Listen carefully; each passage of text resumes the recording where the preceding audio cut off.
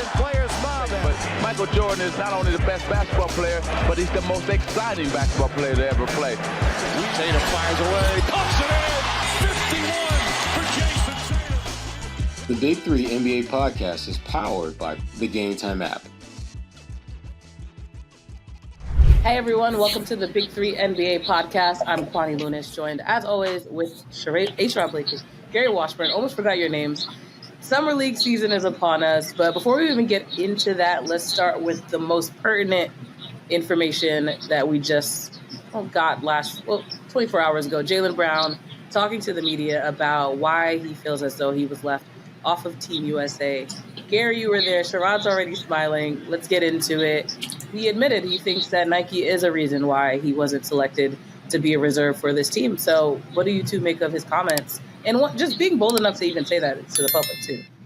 I'm going to let Gary carry the big weight on this, but I just want to say one thing. Okay. I am glad that Jaylen Brown, in his own low-key but very real way, pointed out he's got, and Gary knows where I'm going with this, he's got his own sucker list. Fellas that are on that list that he is going to be looking at very closely once the season starts.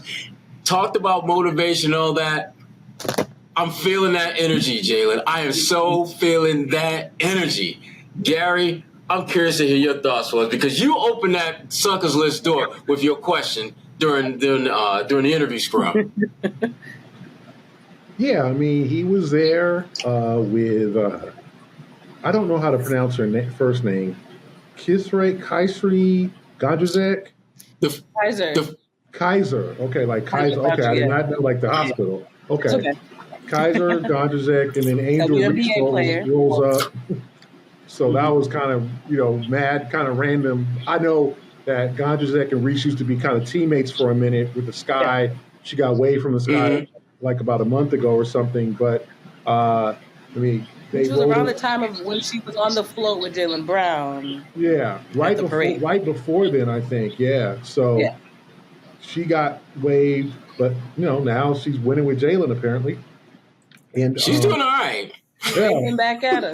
And, Angel Reese was there because Angel Reese, the Chicago Sky are playing the Las Vegas Aces tonight. So that's a big game right before the All-Star break. So Jaylen gladly talked to us. He seemed to be in good spirits. He had a NBA Finals cap on, the Celtics with the Celtics logo. Like, he was chilling. And he just basically told us that he wanted to, I think, make clear, evidently, obviously, that he was good with Derrick White. It was not a issue with Derrick White making the team. He said he called Derrick. He let him know he loved him, that he was happy for him, and he's happy for the rest of the guys who made Team USA. But he does feel slighted, and he does feel Nike has something to do with him not being included on the team, regardless of the reasons you can come up with, it's a, they need more guards and all, I just think I've seen some people try to explain this basketball-wise, and it doesn't make sense. It just doesn't. And I said, I think Derrick White's a great player, and he should be on the team also. But for Jaylen not to even get a sniff of this is something that I think is very political, and I think it's very intentional. And I think Jaylen agrees. But he said he sounded optimistic, happy about the season coming up. Sounds like he's still kind of in celebratory mode a little bit, but he knows the team's going to have to get down to business, obviously, in the next couple of weeks, starting to prepare for off-season workouts and starting to get back in that ramping up in that shape. And because obviously I think their training camp starts in about 2 months, a little bit more than that, because they go start the season early with those 2 games in Abu Dhabi. I'll butcher that too. The United Emirates with the Nuggets. So he seemed in good spirits, but he definitely wanted to know, A, that he does think Nike has something to do with it, and B, he's really good with Derrick White, and he has no animosity toward this decision. I think he has more animosity toward just the process. And that makes sense, but it doesn't in any way, shape, or form explain or give you some sense of why he didn't make it clear from the very beginning that he was cool with Derrick. I mean, that was really the issue that most people had with Jaylen's gripe. I mean, I think most people would agree that Jaylen should be on that team. When you start looking at the guys on that squad, and you start looking at the body of work that Jaylen Brown has put together, not just this year, but really the last couple of years, he really should have been on that team and it shouldn't have been an issue. But for you to not be in a team, and then for the spot that would have, in theory, gone to you, going to one of your teammates, for you not to be vocally supportive of them from the very minute they got that spot, that's where the problems arose. I mean, I'm curious to hear Jaylen speak more about just the Nike role, because he sounds like he got some receipts. I mean, you listen to the way he talked, it's like, there's the rest of the story will come out. You better come with some receipts if you're talking like that, because we all have seen historically, not just this team, but Team USA basketball has been to some degree political. I mean, you telling me you're going to put together a dream team, but you don't got Isaiah Thomas on it? Come on now. I mean, you start looking at, and there was some undeniable politics going on there. So Jaylen's point is it's a legitimate one, and it's one that we've seen before. But I'm hoping that as he talks more about this and really tries to clear the air and squash this once and for all, that he brings some receipts to the conversation so that we can say, oh, Nike did what? They said this. You got that receipt? Okay. That's the kind of stuff that Jaylen needs to do if he really wants this thing to, one, be squashed, and or two, bring about some substantive and significant changes to the process. Because as you pointed out, Gary, that is the one thing that as I listen to Jaylen talk more and more about this, it seems that's the issue, that there is a protocol that goes down when these teams are selected, that there's a high level of that lacks transparency, that there are elements, like there's not even a real tryout. I mean, I think back to, like years ago when Dan Marley made the Olympic team. He only made that team because they had tryouts and he bust everybody's ass. Mm-hmm. I mean, there was no way some kid from Central Michigan was going to make the damn Olympic team unless he was balling out. And that's what he did. And you would hope that at some point, maybe Team USA will get back to its roots and actually have true and fair competition for these spots. And if you made the team the previous 4 years, then maybe you have a select number of guys that get in automatically. But it feels like there should be some level of tryouts for this thing, and not just guys automatically, ordained as you going to be an Olympian and you going to be an Olympian and you or not be an Olympian, even though you got NBA Finals and Eastern Conference Final, and until like 2-3 weeks ago, you were the highest paid dude in the NBA. So anyway, I feel, Jaylen, I just wish you to talk more about Derrick White on the front end and just kind of made that a non-story, because it was a story for a minute there. I think anyone that follows the Celtics, though, understands that he has a level of respect for all of his teammates where it was never about them. It was more so about Nike. But to your point, it will always be a story just because it is still controversial. But to your point, he needs to pull those receipts out because we would all love to, I'm sure, read them. But let's get into Summer League. The Celtics taking on their favorite rival, the Lakers. Of course, still Summer League rosters, not really that rivalry, but the Celtics win. Bronny struggles, but we'll focus on the Celtics first. Queta, 22 points, 8 rebounds. Drew Peterson, 12 points, 5 rebounds, 3 assists. JD Davidson, 9 points, 7 assists, 3 rebounds, 4 turnovers. But let's start with Queta first. What did you guys make of his performance in that game versus LA? And do you think he's ready to be in the rotation for the Celtics right now? I like what I saw out of Queta, but you have to look at everything that players do in Summer League with an asterisk. Like, this was a really good game, asterisk, but he did it against Summer League competition. But the thing I like about Queta at this point is just he's been consistent. I mean, that's one of the things that if you're the best player in Summer League on your team, you should consistently be that guy. You should be consistently the one player that no matter who you're playing, you're going to win your matchup, and he's done that. And the Celtics, they've invested in this guy. This is someone that they certainly plan to continue to develop going forward. And with Kristaps Porzingis' injury, there's going to be an opportunity for Queta to get on the floor sooner rather than later. But it's not going to be easy. I mean, Luke Cornett is the heir apparent, to playing minutes as a backup. And Xavier Tillman, people forget, Xavier Tillman was a starter on a playoff team before he came to Boston. So it's not like, and this will be his first full training camp with the Celtics. So it's going to be really interesting to see how Queta fits into that mix. But I do think that as the season wears on, I think he's going to carve out a decent role of some sort for them, either as a kind of back of the rotation type of guy or a situational player who will come in for certain matchups. Like if you're playing, I don't know, the Sixers, and you got Joel, and you need as many big men and 6 fouls as you can. He may be a situational guy that they'll look to get some minutes from in very, very specific matchups.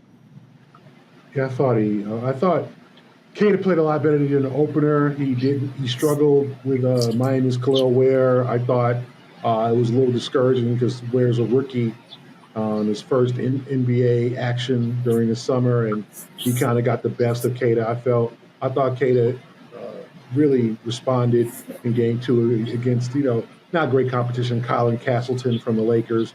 Another guy's on a 2-way contract, but he was obviously the best big on the floor. He got some blocked shots, manned the paint, got rebounds, scored at the rim, hit a couple of free throws, even got a technical for arguing a call. But showing that fire, and it's good. I mean, he's in his 4th year now. He needs to be one of the best bigs on the floor every time he hits the floor in Summer League. So I was impressed with his bounce back after that game 1. We'll see what happens in the rest of camp. The Summer League, they got 3 more games left. But I was impressed. Now, I think Queta brings something different than Kornet. He's more of an enforcer, probably a better rebounder, but Kornet does things like screening, defensive position, things like that. Queta also has a bad habit of getting in foul trouble and also too many goaltends. Mazzulla jumped in can't block everything, man. Just sometimes you got to let it go. You can't go for the, that Bill Russell look. Sometimes you got to just be yourself and quit trying to swat everything away. So I think there's some steps there that he'll have to take in order to get more minutes. But I thought, obviously, 1 game, but it was a good stepping stone for him to get to that next level because you want him, 1, to be an enforcer, 2, to rebound and score at the rim, and 3, avoid foul trouble, avoid getting bad fouls or being out of position on defense and become like a better pick and roll and screener. So those are the things I think that they're looking at, and I think he's making progress. All right. Drew Peterson, what do you make of his performance in the G League? Do you think he has an opportunity to make it to a league roster? But also, how would you differentiate him from Sam Hauser? What you got, Gary? I think it's easy associating because both are white and they shoot threes, but they're a little different players. Come on, Gary. I'm just saying, why we got to talk about Sam and bring up Drew Peterson? No, but Peterson. The rundown does say is he Sam Hauser 2.0, but I felt like that was a little too much of a stretch. Yeah, that's a lot. I think for Peterson and guys like Shireman, the whole thing is getting ready for 25-26. That's what your goal should be, because I don't think with Hauser next year, he's under contract, he's going to play, he's going to get minutes. I don't think there's much of an opportunity for Peterson or Shireman in terms of getting significant minutes. But it's likely that, if Hauser continues his ascension, plays well, knocks down threes, becomes a better defender as he has been, he's going to get an offer that the Celtics probably can't match. He's going to get that 4-year, $80 million or 4-year, $72 million offer. So it's going to say, hey, see you later, man. We can't afford it. We're in the second apron. So if you're Shireman or Drew Peterson, you got to you're banking for 25-26 to be able to step in and be that guy who can knock down threes, play some defense, play that swingman position. So I think those two are going to kind of compete here. But I was impressed with the Peterson. I didn't think was much of a factor in the opening game. I thought this game against the Lakers, he was a very much a factor, hit a couple of threes, key down the stretch when the Lakers are trying to creep back into the game. Peterson quieted the crowd because it was a pro-Laker crowd. So I was impressed with what he was able to do. But his whole thing is spend another year maybe mostly in the G League on the 2-way, knock down threes, improve your defense, and then next year when obviously Hauser is gone, attempt to slide in and get some quality minutes. Yeah, I mean, I think he's definitely positioning himself to be the heir apparent to Sam Hauser as far as a guy that can knock down shots off that bench. And that's what he does well. But the one thing that I'll say that he still has, I think, a little ways to go is that he's not as put together physically as Sam Hauser is. I mean, Sam is not some little shooting guard out there. Sam's got good size. That allows him to defend a guy like Luka Doncic and not get bumped 7 rows back, the way a lot of guards do when they have to defend Luka, who's really strong.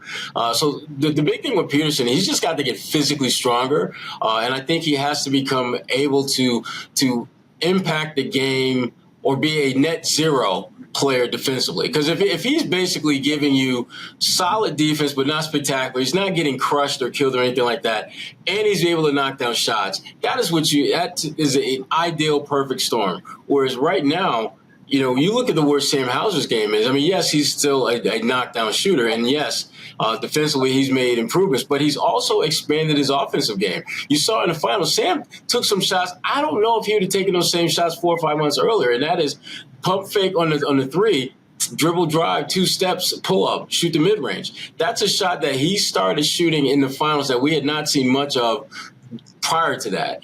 If Peterson is looking to really kind of make his mark and be the heir apparent to Sam Hauser, he's going to have to do more than just be a 3-point shooter, because that is really how Sam has become more than just a guy that they look to knock down shots. They look for Sam to be a presence out there, and that presence doesn't always have to be him making and taking 3-point shots. At this point, that's pretty much all you're going to get out of Peterson, and for him to make that next step and gain the confidence of a Joe Mazzulla, he's going to have to become more than just a spot-up 3-point shooter.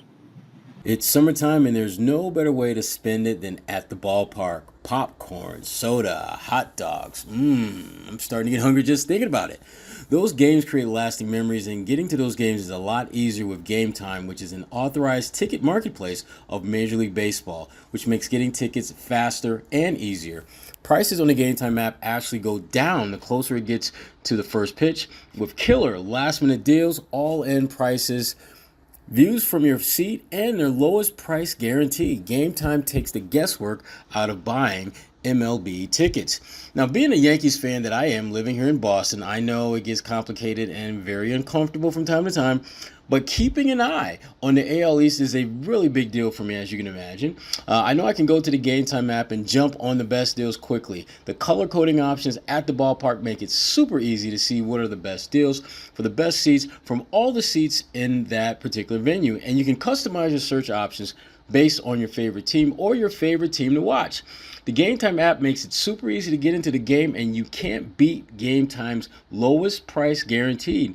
And when you're ready to lock up your tickets, Game Time has all-in pricing, so there's no surprise fees at checkout. Hate when that happens.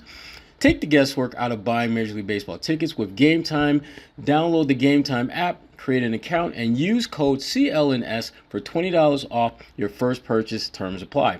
Again, create an account and redeem code CLNS for $20 off.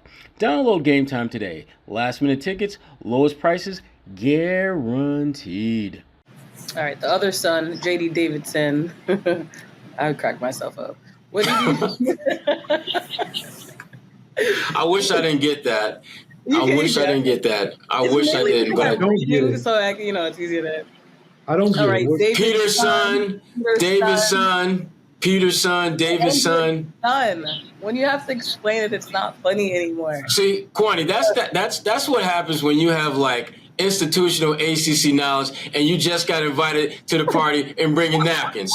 You're not really bringing food. You're not really bringing drink. You're just bringing napkins. He's still new. It's okay. But it's okay, Cal. It's okay. You'll catch up. You'll catch on quick enough. We definitely need to tailgate at BC together this year. Yeah, The three of us. For sure. Anyway, For sure. So they- continue on your well-placed dad joke, Kwani. Continue. Thank you. So, JD Davidson, what exactly do you two think he's missing? And do you think he'll find it in time to help out Boston? Or will the time pass him? I watched him really closely in this last game against the Lakers. And there's I think the one thing that I think bugs me, and I think it probably bugs the Celtics too about JD, that he's still a work in progress. And that is clock and time recognition. There were at least 3 possessions where he just basically milked the damn shot clock down by just dribble. Not passing, not really getting any motion going, not looking for anything other than just dribble. And with that being said, there were times where he would make a move and have the defender off balance, and then he just stop. He stop and reset, like as if it's a video game where if I could just kind of tweak your ankles a little bit, I get 10 points. No, you get points when you force them to move like they don't want to move, and you finish at the rim. I thought there were at least 4 or 5 opportunities where he had his man in a very vulnerable position so that he could get to the basket and finish, and he decided not to. His recognition of how to be a point guard is still something that I don't have a good feel for. Now, his shot making, it looks a lot better. It looks a lot better in the summer than I thought it looked last year. But he's still, again, his on-the-floor recognition is still, I think, a work in progress. And if you're the Celtics, that's kind of the one thing you need to get right. You need to be able to be on the floor, and they have to have confidence that you are going to make the right basketball decision. And that's the biggest concern that I have with JD now. I don't think he makes enough of the right basketball decisions. Throwing a lob up to Queta is not a great basketball decision because guess what? He's a 7-footer, and there's no one else on the opposing team who can play above the rim like him. So it's a pretty easy play to make. And it's one of the few times Bronny James actually did something that you could kind of clap your hands about, where he broke up one of those lobs, even after JD had 3-4 assists. But Bronny figured out by the 5th time, maybe I should do something about this. Yeah. But the bottom line, JD has to, I think, just get a better sense and awareness of what he needs to do when he's out there on the floor. Yeah, I was impressed. With JD, he's starting to shoot the ball better. I definitely like his 3-point shot going down. Like you said, Sherrod, he probably needs to improve his on-court decisions. But I think he's playing more poised. And what you wanted to see in this summer league from JD Davidson is hey, man, this is your 3rd summer league, bro. You need to act like you've been here before. And you need to be the best dude on the floor. And to me, that's what I see. He's playing well. He's playing with poise. He's running the offense. He's not afraid to attack the basket for that layup or shot off the glass. He's hitting the 3-point shot. I think that's one of the bigger concerns is he shot 26% last year on a 3 in the G League. He's got to boost that up, especially in an organization that values the 3-point shot.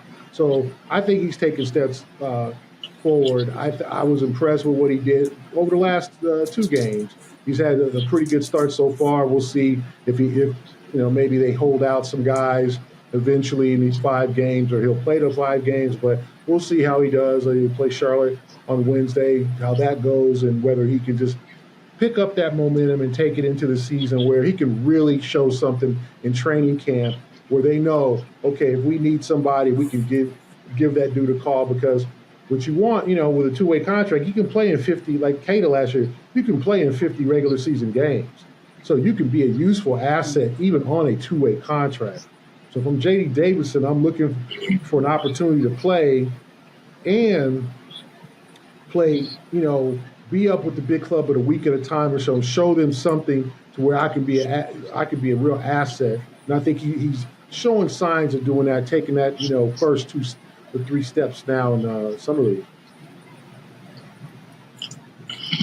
All right, let's talk about the person who everyone was so focused on despite the win being for Boston, Bronny James, LeBron's son, obviously. 2 points, 3 rebounds in that loss. I want to hear your impressions. Gary, go ahead. Talk about your boy Bronny. It's sad.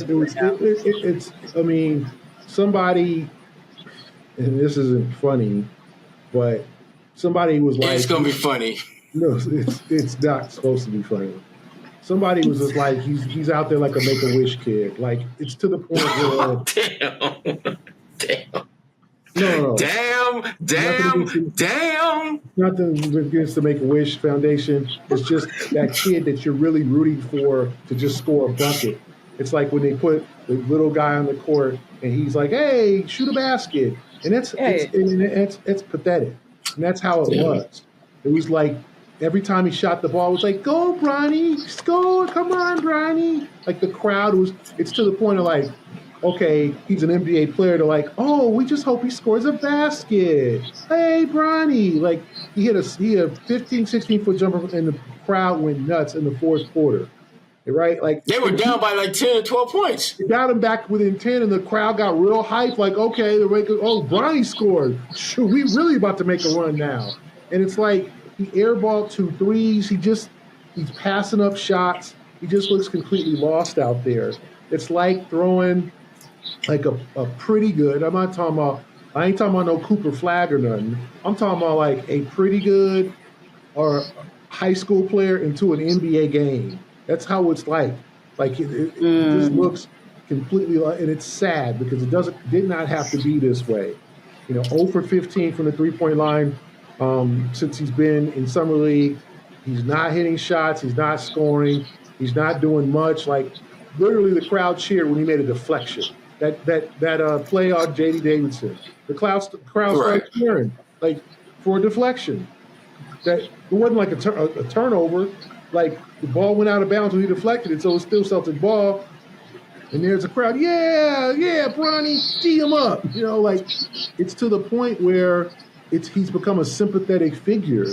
Like the crowd is just hoping for him to score, and he scored 2 points. I mean, and this is the level. These are his peers. Now, not all of them. There's many guys in Summer League who are older than him, more experienced, all that. Guys who have been in their second, third Summer League. But if you're trying to make an NBA roster, you need to show something. And you can tell the guys that are kind of lost out there that are like, okay, they're going to need G League time or maybe time overseas, get some hair in their chest a little bit, theoretically, and then come back maybe next Summer League and try to make a roster. And for Bronny, I think he's like our friend Sherrod's favorite guy, Bruno Caboclo, our friend Bruno. The guy that was 2 years away from being 2 years away. Exactly. When he got drafted like 7, 8, 9 years ago, the former coach, Fran Fraschilla, who was kind of like the international hoop expert, was like, yeah, he's 2 years away from being 2 years away. And that's what Bronny is right now. He is. So that's the first line in his Wikipedia page too, actually. Yeah. Yes. When it comes up, he got that line stuck to him because it was the greatest line, and it was like, what the hell is this kid doing? Entering the draft, and he played a little. He bounced around, and he's on the Brazil team. They didn't make Brazil did make the Olympics, so he'll be in Paris. Yeah.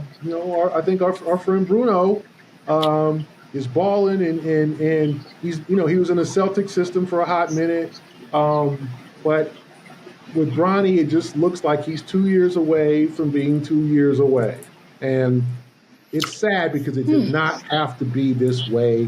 He should have his ass in college. He should be enjoying that college life. It's okay to take 2 to 3 years of college before you go to the league. You don't have to rush it. It's, any kid is going to say, oh, I want to play in the NBA. As a father, I think it's your responsibility to go, no, son, you're not ready. I think the thing that we don't do sometimes, and I'm not a parent, but I have, young people I know, we don't assess the children. We tell them that they can do anything they want to do. And we support them, which is great, but sometimes you got to have a conversation and go, okay, my son, my daughter are not good at this. They're not, I'm not going to send my son or daughter to Harvard with a 2.8 GPA. Like, that's great to say that you went to Harvard, but you're going to come right back home and drop out. Like, you've got to assess accurately and assess your child. Like, look at your son play at USC and go, okay, my son is not ready yet. And I know I want to play with him, and it's a great story, but I'm not going to fast track him to the league when he's completely not ready, so he can be undressed, so he can be embarrassed, so people can talk to him on morning shows and say that he's not ready and say he looks terrible. Like, that's just, the kid's 19, and like, he has to take that now. Then he turns around and wins, what's that video game? Kwani. The Call of Duty, which is what I was going to bring up. He wins $10,000. He beats Grant Williams in this tournament. And the first thing I thought about when I saw that video, I don't know if this was like my time, but High School Musical. Do you guys know the premise of the movie? Okay, so High School Musical is about an athlete. I think he played football. He was a football player. He was a quarterback. Yeah, secretly, he loved singing, and he was really good at singing and wanted to do musicals. And so he ends up doing it. But, like, the first thing I thought about was, like, not that video games is Bronny's calling, but it was giving, like, you're really good at this one thing, and you just happen to be doing another thing. And it's like, if this isn't his passion, to your point, too, then there's no need to force it for the sake of historical records and saying you played with your son. Like, if this isn't his passion, he doesn't have to do it. It feels like it's daddy's dream. I think so. It feels like wait for y'all. Wait, this is not Sherrod's. This is not. Wait for your time, Kwani. It's way before my time. He made that clear. It's before my time. So this is like his era. So there was a great all-time great heavyweight boxer named Joe Frazier. Okay, he fought Ali and Joe Frazier. That is. You know who Joe Frazier is. He actually came to NABJ in 2011. 11. Yeah. In Philly before he passed away. He had a son named Marvis, and Marvis was big like him, and he pushed Marvis into being a heavyweight boxer. And Marvis fought, and I think it was Mike Tyson. And you want to know what happened in that fight? You want to know what happened? I think in that fight. Did he die? Mike Tyson knocked him the bleep out. And Joe. I got scared because no. Marvis is still alive. It was quick. Okay. It was a quick fight. He knocked him the bleep out, and Joe, and you could see at the end of the fight, it was a TKO, and Joe hugged his son like, "I'm sorry." Like it was one of the more there's just sports moments that touch you. Like we always talk about that Olympic moment where the runner tore his hamstring, and his father runs onto the track and holds him and carries him to the finish line. It was like, oh my God, like tearjerker.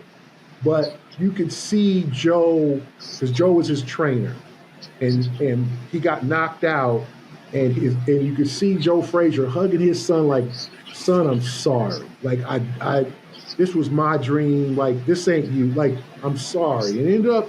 He was a contender, but he was okay, and it wasn't, and Joe I want my son to be champ, just like I was. I want my son to be champ. And that wasn't Marvis's path. And I just feel like this is LeBron's dream. And now LeBron's in, overseas with Team USA. His mom was at the game last night, Savannah, but this kid is on his own. And Rich Paul help. Oh yeah, my son only gonna play for a major contract. No two ways. And or we're gonna send him to. They were threatening to send him overseas, right? Yeah. If the wrong team drafts him, he gonna go to Australia. Like he got all that game. Like, and we're looking at him like, what's this kid good? What does he do well? What are we looking for here? And it's sad, and I feel bad for Bronny. And I'm sure financially he'll be fine. He don't need no money. Right. He $110K on top of his daddy's money. Some of these dudes out there, Sherrod, Kwani, they trying to put food on their table. That's why they came to the league. They're fighting for. They're trying to bring their mama out of the hood, or their brothers, or they're trying to pay for college for something like. They're here for a purpose, not just because I want to be a pro like my dad. No. If you're not good enough, and I just think it's that Joe Frazier, Marvis Frazier, like I could just see, like, and I just remember that fight, and then Marvis, slumped over and got his butt beat, and Joe just hugged him, like I'm sorry, like damn it, like, this wasn't you, and maybe that Call of Duty example where maybe he's just a gamer, maybe that's what he does, I'm not big on gaming. When I was a kid, video games did exist when I was a kid. Me and Sherrod was young, but it wasn't like we could do it professionally. It was just like when you got to a certain age, you stopped playing. Like your ass too big for that shit. There was an NBA 2K league like there is now. Like if your daddy came home, he was 24 playing like playing Madden. You know, like, what the hell is wrong with you? Get your big ass out there. It was like all of our dads, and I ain't gonna like most of our dads, like you know, like John Witherspoon was in Friday, like that was the Black American dad. What the hell are you doing playing a video game? Get your ass a job, boy. What the hell are you doing? Get in my house. Like you couldn't be a gamer. What's a gamer? Like what a game? Yeah. How much a gamer pay? Caribbean households. How much rent can a gamer pay rent? How much food on the table can a gamer? Like now, it's possible, right? So maybe it's very possible. Back then, it was not. That was not a career option. To play video games was not. Yeah. If your dad walked in and you with your homeboys during working hours, and he just got home, and you playing semifinals of Madden, like Pop's tripping. So I just think maybe there's something there, and I hope this turns out to where eventually he'll be a pro and maybe contribute to an NBA team, but that is no time soon. I mean, I was sitting next to Dan Wilkie from the LA Times last night, and he was just like, we were both looking at like he airballed 2 threes, like he was open, like get him, in the crowd. Come on, Bronny! Like it was like the little boy or the little girl or whatever, in the sport that they're the smallest one on the court, or they're like, and you're like, come on, get it, get a hit. Oh my God, like that's what it was. But this is summer league, man. This is summer league. They ain't supposed to be like that. They supposed to be making Wish Foundation. It's not. It's sad. Damn. Yeah. Anyway, go ahead, LeBron. I mean, go ahead. Go ahead. Well said. Go ahead, LeBron. I think it just highlights. Go ahead, Sherrod. Go ahead, Sherrod. You're a dad. You should know. You didn't. I do know. That's what the other day. Very accomplished. Sherrod didn't push him. He didn't. Joe Frazier's his son. He gave him the proper steps. Let his son take whatever path he wanted. Very successful. Very proud of Isaiah. He looks a little like you, which is unfortunate. I'm crying. Oh my gosh! Wow. He still resembles you, but he'll may grow out of that. But I'm very proud of Isaiah, and he took the proper steps, got his degree, did things on his own. I remember since the whole process, and used us as mentors and advisors. He was networking as if he didn't have a family member in media, which I he was not dropping Daddy's name. He was not coming in there. You know my daddy is, right? To a fault maybe, but he's to a fault. Yeah. He did it the right way, and I just feel like LeBron is just, and then LeBron ain't even here to. LeBron's doing his still balling for team. So there's Bronny, with his mom there, and I'm sure his peoples or whatever, family members. But I hope emotionally this doesn't get to him. I wish him all the best, but this ain't right. And Gary, I mean, that last point, that's really my whole point in all of this, that this kid is going to be emotionally scarred in ways that we have no idea how deep it's going to be or how deep it already is. I mean, he's been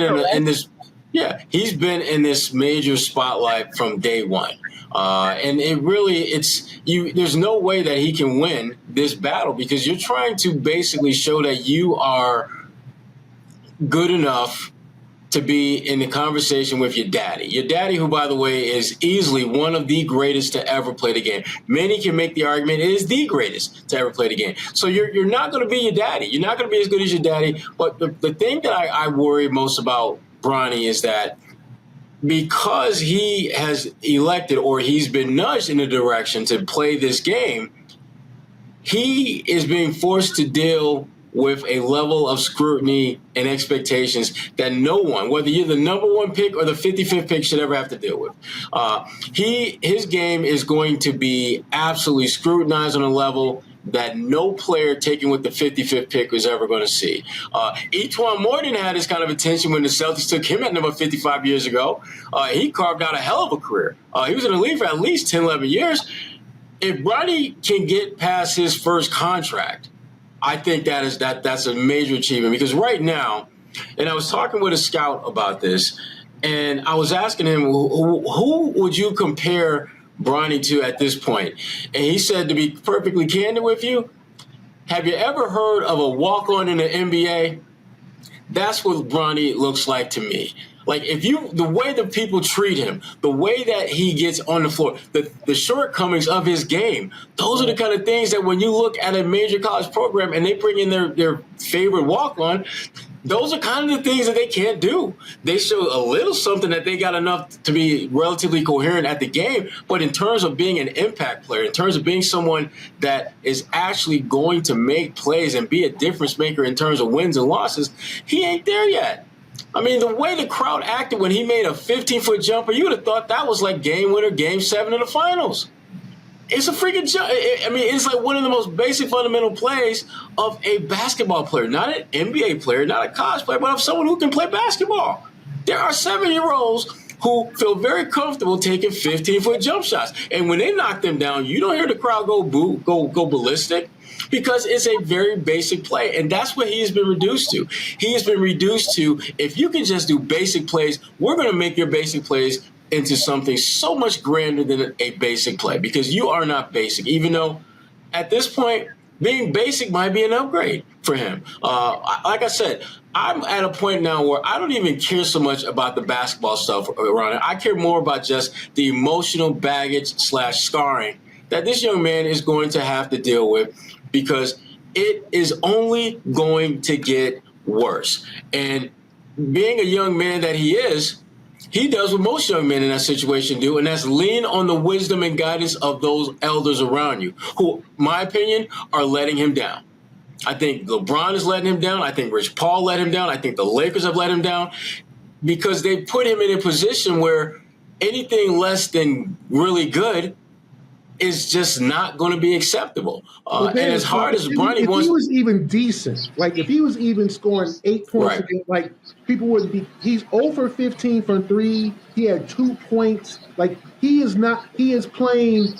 If he was just like, well, he's not the best player on the floor, but he's doing okay. Like I think in the first couple of games when they played in San Francisco, people were like, well, first game, I think he had 6 points and 4. People were like, okay, that's for your first NBA game. That's okay.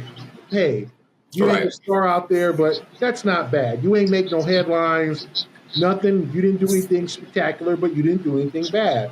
It's just gone progressively worse. I mean, that game, the first game in Vegas against Houston, like Reed Shepherd was dropping buckets, and that they're the same age, the same high school class.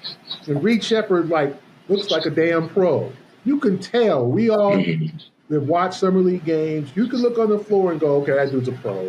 Yeah, whether it'll be, I'm looking at Cam Whitmore, who was like one and done last year. Like he's dominating now here. Now he's like a 7th man, 8th man for the Rockets. Jaime Jaquez. Like, you can tell those are pros, okay? They don't need to be here. But you were looking at Bronny like, okay, show me something. And now to the point, like you said, it's like it's a sympathetic thing. It's not, as I said, it's like the kid in Pee Wee baseball. Oh, he got his first hit of the season, or a walk-on.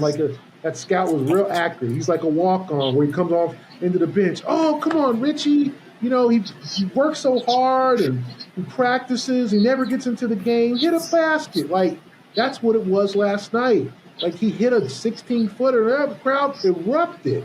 And it's just like, in the fourth quarter, it was his first basket. That's an airballing. And it was in the fourth quarter. The game was pretty much a wrap at that point. Yeah. And it was like he airballed 2 3-pointers, one wide open in the corner. A foot short. So and I think it's mental and it's skill set. I don't think he's that bad of a player, but I think it's in his head. And who's there to have his back? LeBron is an out of body, whatever, with Team USA about to start his journey, his next chapter of his career. He's trying to win another gold medal. And you leaving your 19-year-old son. He a grown man, I get it. He's grown officially. He's over 18. In our generation, that's when you got, unless you was in college, that's when your ass got out the house. It's not like that now because you can still be a gamer, I guess. But growing up, when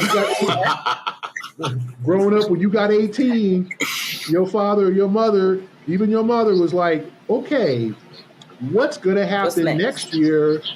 If you don't go to college, you ain't kicking it here until you're 25. Like, either you go to college and you come back home on the weekends and holidays and during the summer and you do something productive, or you get a full-time job and you bring some money to this house. But eventually you got to go. Like, that was kind of how it was. So, in as much as he's officially grown, he's old enough not to do certain things, but he's 18, he's voting age, 19, he's old enough, he's a grown man. It's hard to imagine who's there for him. Who's consoling him? Besides maybe the Laker coaches, maybe just make sure he's okay. That's it. Then he wins that video game contest, and it's like, maybe you should be working on your game instead of, like, maybe that's what people are saying. I root for the kid, and I hope he turns out okay. Yeah. Well, bringing it back to Boston quickly, right before we wrap this up, you, Gary, published an article Tuesday morning about you did. Well, someone published it. It was a conversation with Joe Mazzulla. Before you get all concerned about how he's prepared by celebrating this championship. He's doing so by preparing for the next one. But obviously, go read the article. But Gary, how was that conversation, and what was your biggest takeaway from it? Great conversation with Joe Mazzulla, and he's a different guy, and I think we all know that. And he's just getting ready. Like, his whole thing is just like preparing and trying to get to that next level. I think the championship is something to celebrate.